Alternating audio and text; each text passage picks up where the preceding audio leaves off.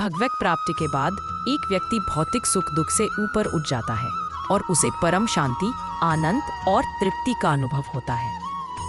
माया का प्रभाव समाप्त हो जाता है, जिससे कामना, क्रोध, लोभ और मोह जैसी सभी नकारात्मक भावनाएं खत्म हो जाती हैं। ऐसे व्यक्ति को पुनर्जन्म नहीं लेना पड़ता और वह अपने इष्ट के भाव के अनुसार उनकी सेवा में लीन हो जाता है या मोक्ष प्राप्त कर लेता है।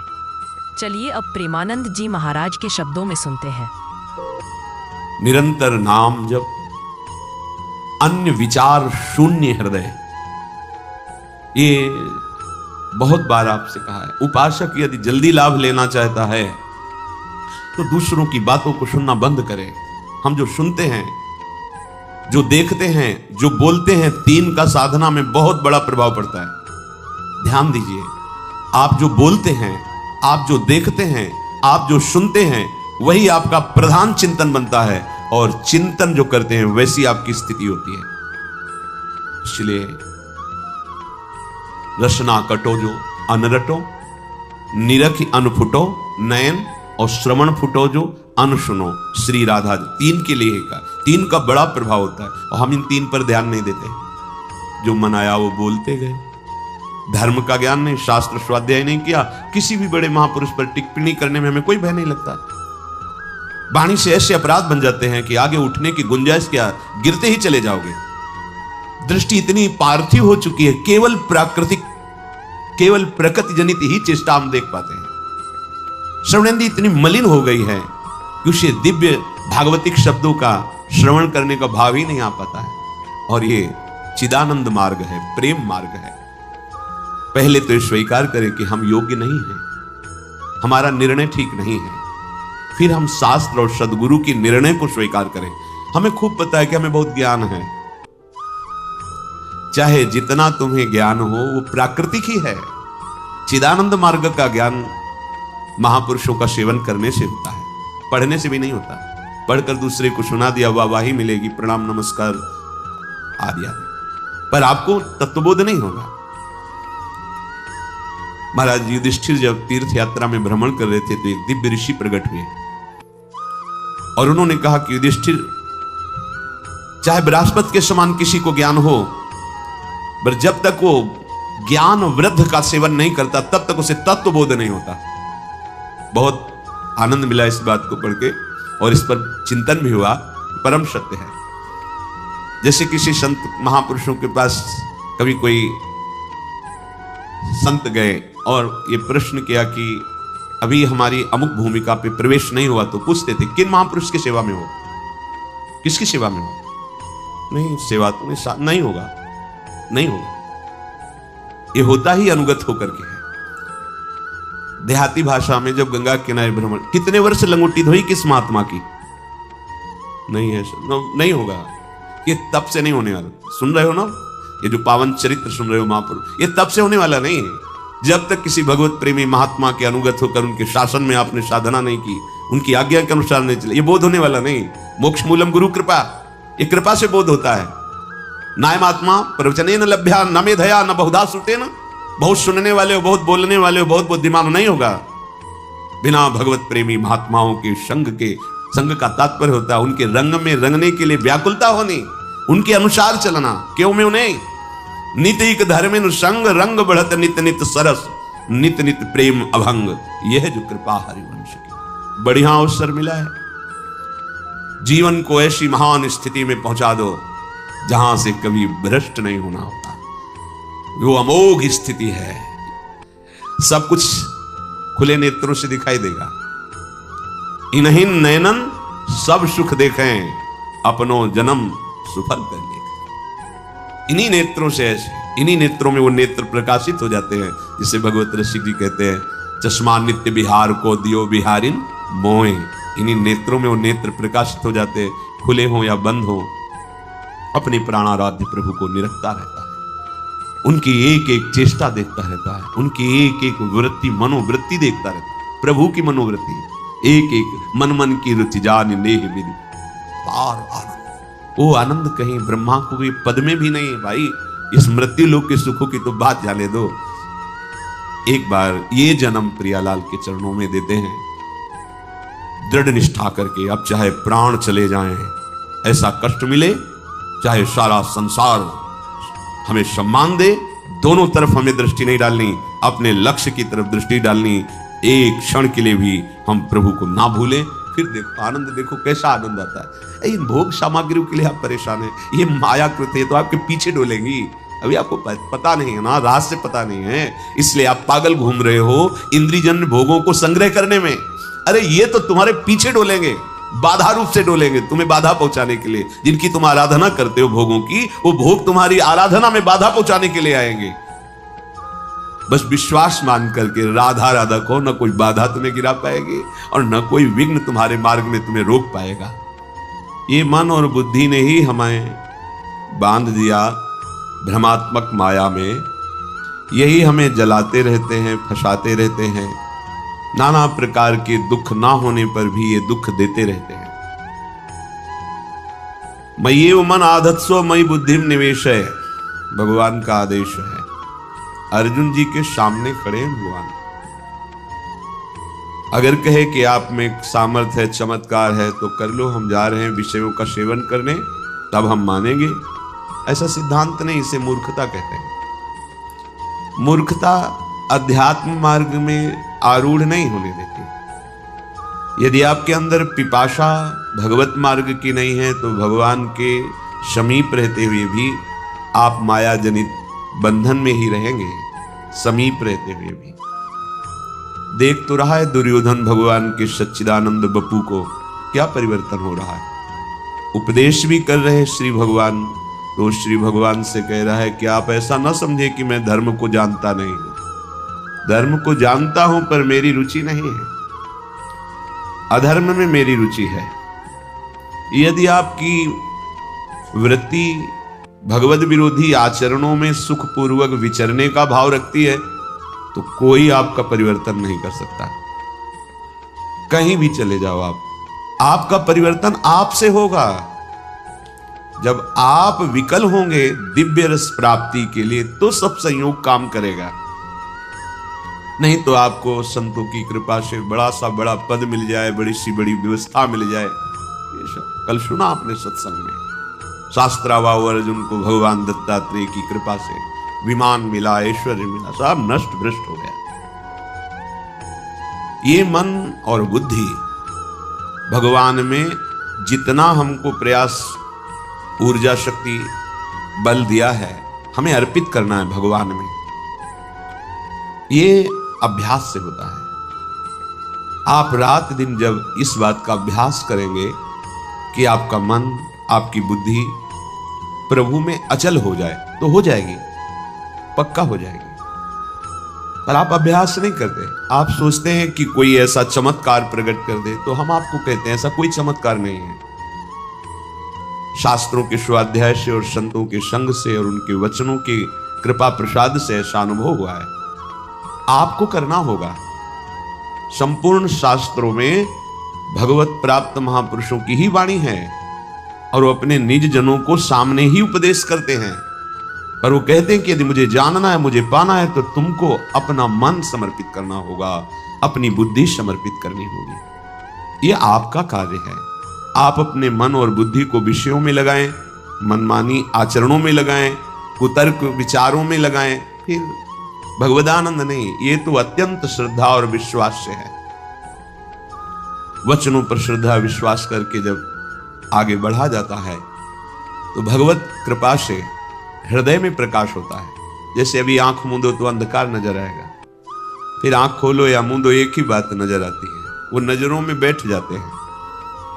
वो कोई प्रवचन की वस्तु नहीं है, वो कोई पार्थिव वस्तु नहीं कि उसे प्रमाणित करके दिखाया जाए। तो अनुभव गम में भजे ही जय क्षमता। जो आपको नाम मिला है, मंत्र मिला है, इस पावन भूमि में बैठने का सौभाग्य मिला है, यहां की बड़ी सी बड़ी पदवी मायाकृत है। आज है, कल नहीं रहेगी। पदवी और पदवी वाला दोनों नहीं रहेंगे। स्थायी, अविनाशी, नित्य सच्चिदानंदवाद प्रभु का नाम जितना आपने कमा लिया, वो लोक लोकांतर में आपको महासुख प्रदान करेगा। ये विश्वास का विषय है। इसको बाहरी किसी कागज में लिख करके प्रमाणित नहीं किया जा सकता। ये हृदय का विषय है। जब आप गुरु प्रदत्त नाम निरंतर जपते हैं तो गुरु कृपा से निरंतर जपने की प्रियता प्राप्त होती है। अव्यावृत भजनात्, भजन करते करते ऐसी स्थिति आ जाती है जो अनिर्वचनीय है। एक दो बार प्रश्न हुआ कि भगवत प्राप्ति के बाद कैसा लगता है, मोक्ष होने के बाद कैसा लगता है। तो ये तो बहुत बड़ी बात है।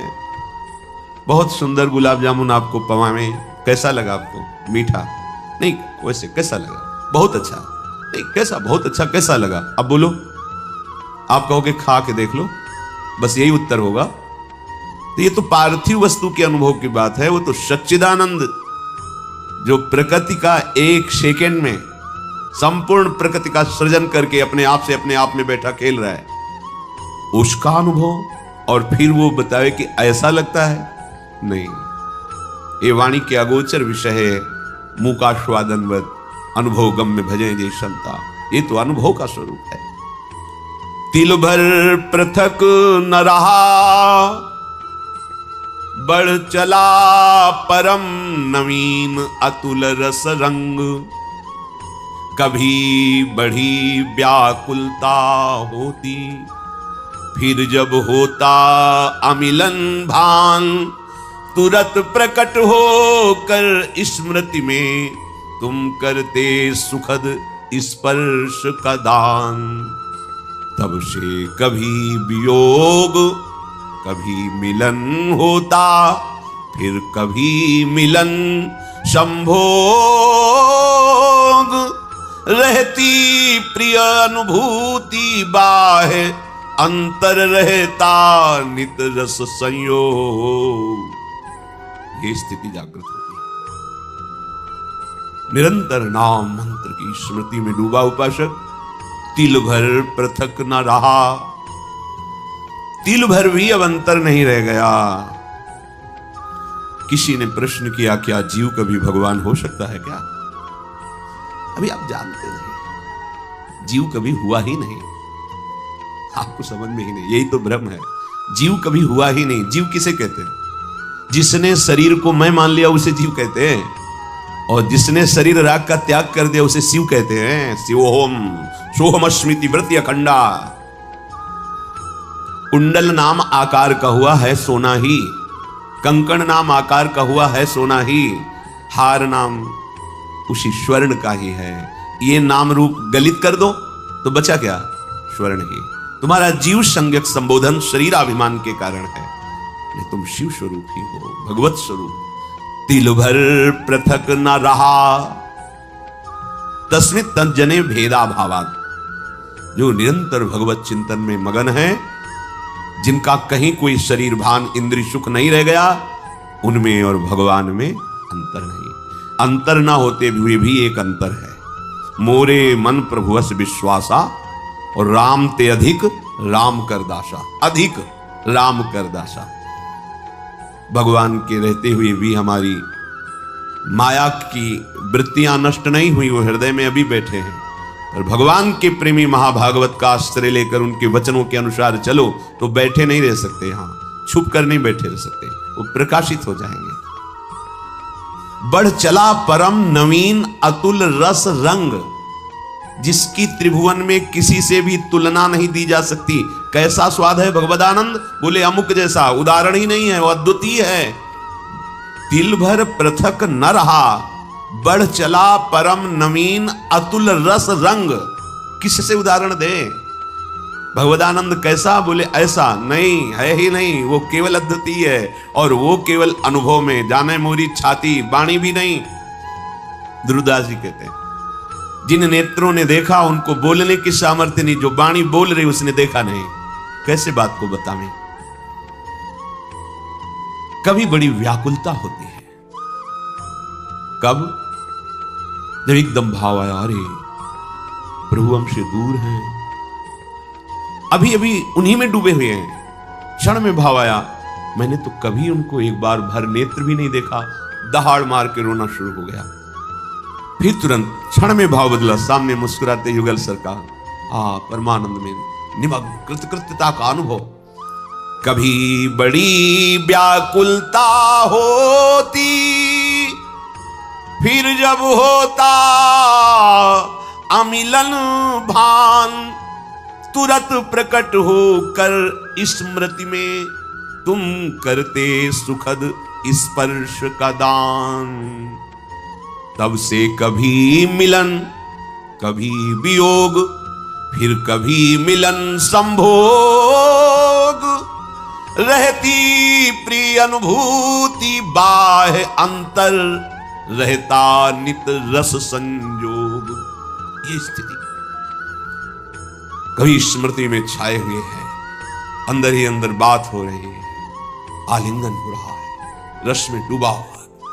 ये मम भक्ति युक्तो भुवनम पुनात सतरति सतरति सा लोकांतार्यति। सांसारिक बुद्धि कल्पना भी नहीं कर सकती उस रस की। बस एक त्रिगुण की धरा में ही सारी बातें होती हैं। ये त्रिगुणातीत रस है, ये द्वंद्वातीत है, कालातीत है, ये चलता रहता है। कभी मिलन का अनुभव, कभी वियोग का अनुभव, कभी फिर मिलन, कभी फिर वियोग। नवम नवम रस तन मन के बिछुरे नहीं, चाह बढ़े दिन रैन कबहु संजोग न माने। जब कभी महापुरुषों से बात हुई तो हृदय से उनके कि आज तक भजन नहीं हो पाया, रात दिन लगे हैं, लेकिन कैसी भजन की भूख है, भजन में पूरा जीवन व्यर्थ जा रहा है, भजन में रात दिन भजन में डूबे, कोई एक शब्द भी बाहरी नहीं। भजन कैसा भूख है, प्रभु की कैसी प्यास है। तब से कभी वियोग, कभी मिलन, फिर कभी मिलन, कभी संभोग। ये प्रिय अनुभूति निरंतर नवम नवम नवम नवम। उसको फुर्सत कहां है, अपनी शुद्ध की फुर्सत कहां है? क्यों? मिले नेत्र नेत्रों में जाकर, श्रवण मिले श्रवणों में सत्य, मिली अन्य सारी इंद्री, प्रिय के इंद्री समूह में नित्य। हृदय हृदय में मिला समाये प्राण सदा, प्रीतम के प्राण एक रूप हो गए, रहा रंचक भी नहीं भिन्नता भान। किसको कौन समर्पित, किसमें कौन हुआ कब कैसे लीन, प्रीतम है या प्यारी कौन बताए सुधि बुद्धिहीन। ये अद्भुत चरम अवस्था की स्थिति है। नेत्र तो प्यारे के नेत्रों में समा गए, नेत्र प्यारे के नेत्रों में समा गए या प्यारे नेत्रों में समा गए, कौन निर्णय करे? नेत्र प्यारे के नेत्रों में लीन हो गए या प्यारे हमारे नेत्रों में समा गए, इसका निर्णय नहीं हो सकता। किसको कौन समर्पित, किसमें कौन हुआ कब कैसे लीन, निर्णय नहीं है। प्राण भय कान में, कान भय प्राण में, ही में न जान परे कान है कि प्राण है। नेत्रेंद्री प्रीतम के नेत्रों में समा गई, प्रीतम मेरे नेत्रों में समा गए, क्या निर्णय करे? श्रवणेंद्री उनकी सत्य शब्द बोला, सत्य, ये श्रवणेंद्री श्रवणों में समा गई। अब केवल प्रीतम के हृदय की बात सुनाई देती है और कोई बात नहीं। सारी इंद्रियां अपने प्रीतम में लीन हो गई, प्रत्येक इंद्रिय प्रीतम के सानिध्य का अनुभव कर रही।